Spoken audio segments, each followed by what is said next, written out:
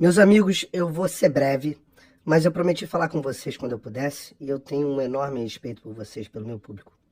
Muita gente ficou confusa quando eu escrevi hoje de manhã esse tweet aqui, ó. Eu disse assim: eu nunca vivi um momento tão sombrio no Brasil e em toda a minha vida. Estamos muito perto de perecer. Falarei mais quando puder. E agora eu tô falando. Eu vou explicar para vocês tudo em detalhes. Antes, deixa eu dizer algo importante aqui. Eu não falo em nome da Jovem Pan. O que eu estou dizendo aqui é por mim, Paulo, exercendo os meus direitos. Pois bem, a essa altura vocês também já podem ter visto uma notícia que eu vou ler aqui para vocês, do UOL, para variar. Com medo do TSE, Jovem Pan orienta comentaristas a parar de xingar Lula. É da coluna do Fifito.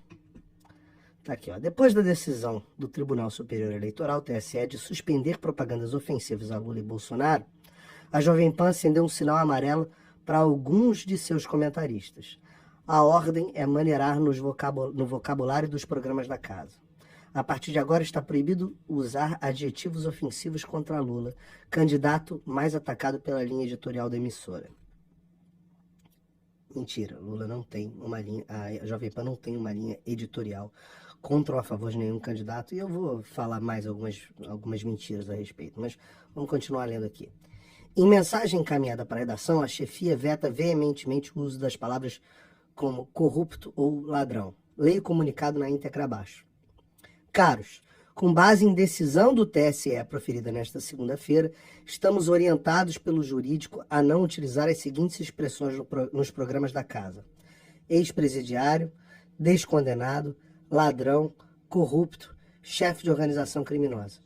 Além disso, não devemos fazer qualquer associação entre o candidato Lula e o crime organizado.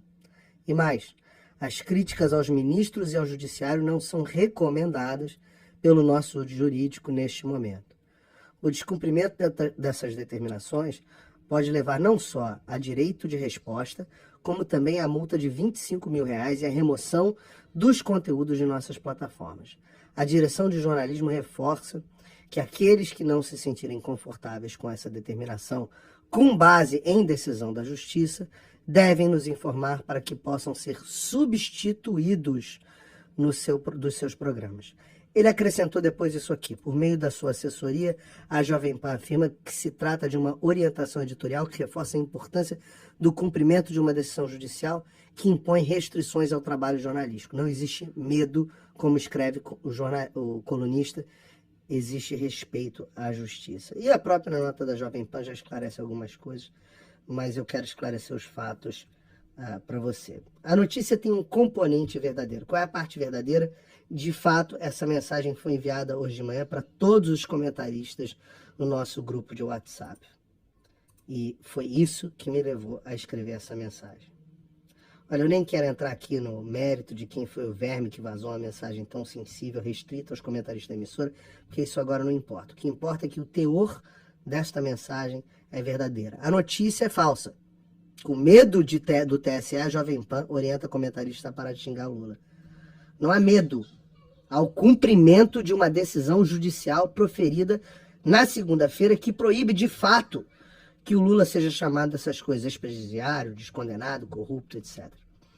O TSE determinou nessa decisão por 4-3, com voto de Minerva do presidente da corte, adivinhe, né, o Alexandre de Moraes, que todas as menções nesse sentido deveriam ser removidas, com direito de resposta ao Lula e multa de R$25 mil caso aconteça novamente. Ou seja, se algum comentarista da PAN fizer esse tipo de coisa, o conteúdo vai ser removido, a emissora vai pagar R$25 mil e o ofendido, o Lula, no caso, terá direito de resposta.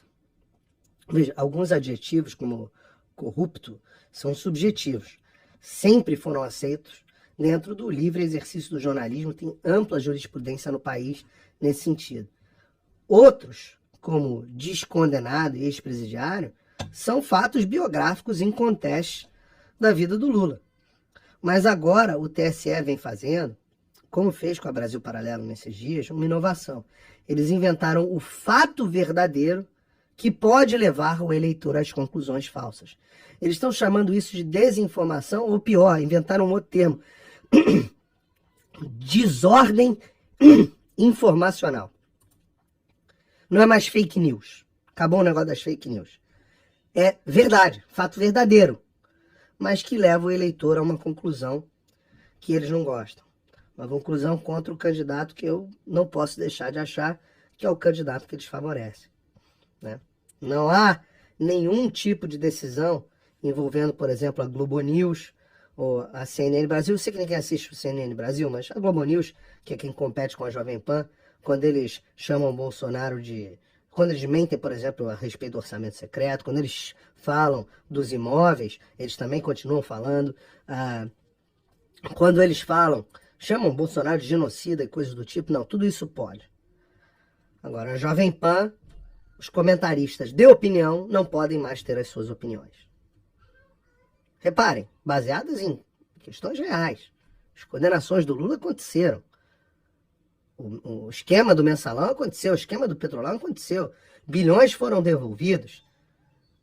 Outros bilhões não foram devolvidos. O presidente Bolsonaro falou bastante a respeito disso no debate. Como é que eu posso não comentar a esse respeito, né? E tem ainda uma outra ação em curso no TSE, que é ainda mais séria, essa contra a pessoa física do Tutinho, dono da Jovem Pan, que pode, inclusive, em última instância, até cassar a concessão da emissora. Essa ação ainda não teve a decisão dela, ela é mais sem pé nem cabeça do ponto de vista jurídico do que a outra, mas quem disse que a gente vive em um país onde o jurídico importa? O Brasil virou uma terra sem lei e, na prática, essa ação ela é como se fosse uma espada de Damocles, né? Sempre na cabeça da PAN. Ela é uma ação intimidatória.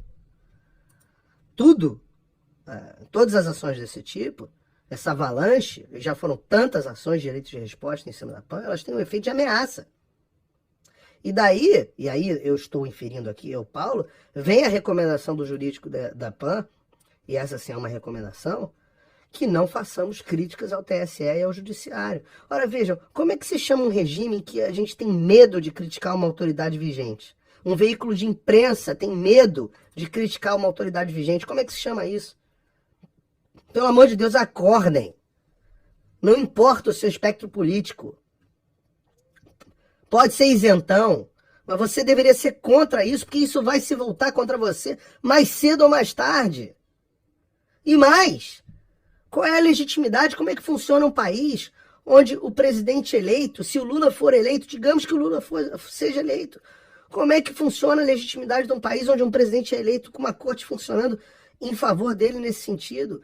Ora, não existe democracia sem liberdade de expressão, sem discussão na sociedade a respeito dos fatos e livre troca de opiniões, que se chama nos Estados Unidos de livre mercado de opinião.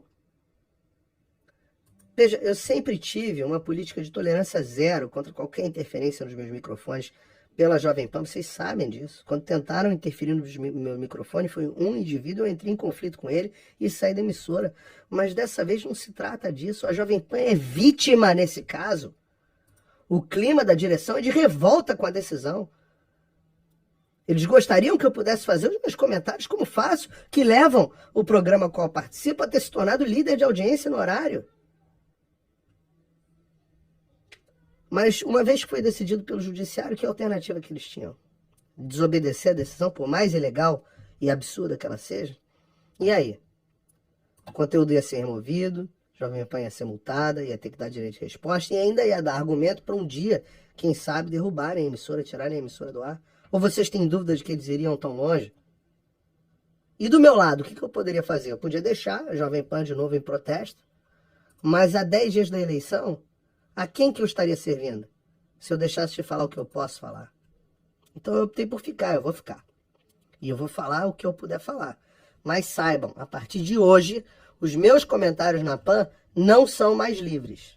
Graças aos ditadores do Brasil. Aos ditadores do Brasil. Vocês saibam que eu não posso mais comentar livremente o que eu penso. É esse o estado das coisas no Brasil. Eu, que nunca fiz acusações sem provas a ninguém, que procuro ser moderado nos meus adjetivos, hoje eu não posso falar tudo que eu falaria. Porque há um clima de medo e porque há decisão judicial. As duas coisas. Por isso que a reportagem é parcialmente correta, mas incompleta. E o que você que está me assistindo agora pode fazer? Em primeiro lugar, no dia 30, vote. Não vota no Bolsonaro, não. Vota contra isso. Porque se tem uma única pessoa que está se opondo... Esse pedido partiu da campanha do PT. Só para deixar claro. Isso é uma ação de conluio com um bando de advogados lá de um grupo qualquer, do PT, na campanha do PT, e de 4 dos 7, dos 7 que votaram nesse caso, ministros do TSE, que entendem que eles têm o direito de cercear a liberdade de imprensa. E cadê os outros veículos de imprensa se manifestando? Não, ó, todo mundo, ó, caladinho. Tá? A segunda coisa que você pode fazer é manifestar o seu descontentamento de todas as formas que você ainda puder. Gritem e não deixem isso passar em branco. Compartilhem esse vídeo, falem sobre o assunto nas redes sociais, falem enquanto vocês podem falar. Vocês não têm como banir e proibir milhões de perfis no Twitter, nas redes sociais, no Instagram, em todas as redes. Não tem. Então, você pode falar, né? Se a gente parar de falar, que as pedras falem. Se você quiser e achar que vale a pena, você também pode assinar um dos meus cursos quando houver turma. Aliás, tem um QR Code aqui, do outro lado, aqui para vocês. Basta botar o seu celular. Porque lá é o único lugar que eu falo, onde o que eu quiser falar. Eu falo livremente, falo de coisas que eu não posso mais falar aqui. Então, é uma ótima oportunidade, inclusive, de você apoiar o meu trabalho. Agora, lembrem-se disso. Nada disso seria necessário se as eleições já estivessem decididas em favor deles. Essa tese que eles já ganharam, essa tese de que tá tudo combinado, essa tese é uma tese falsa. Ela é perdedora e falsa. Os números internos, fora dessas pesquisas fajutas aí que mostram, os números internos dos trackings das campanhas mostram uma vantagem do presidente Bolsonaro boa para o segundo turno. Dentro do que é possível ser bom numa eleição tão apertada. Eu sei disso e eles sabem também. Daí o desespero. Daí terem partido pro tudo ou nada. Olha, eles vão tacar fogo no Brasil e nas instituições antes de permitirem um segundo mandato do presidente Bolsonaro. Não tenho dúvidas disso. Cabe a nós impedirmos que o nosso país siga o rumo que outras ditaduras de esquerda latino-americana já seguiram. Só isso que eu tenho para dizer hoje para vocês. Quem puder, compartilhe esse vídeo. Que Deus abençoe o nosso Brasil.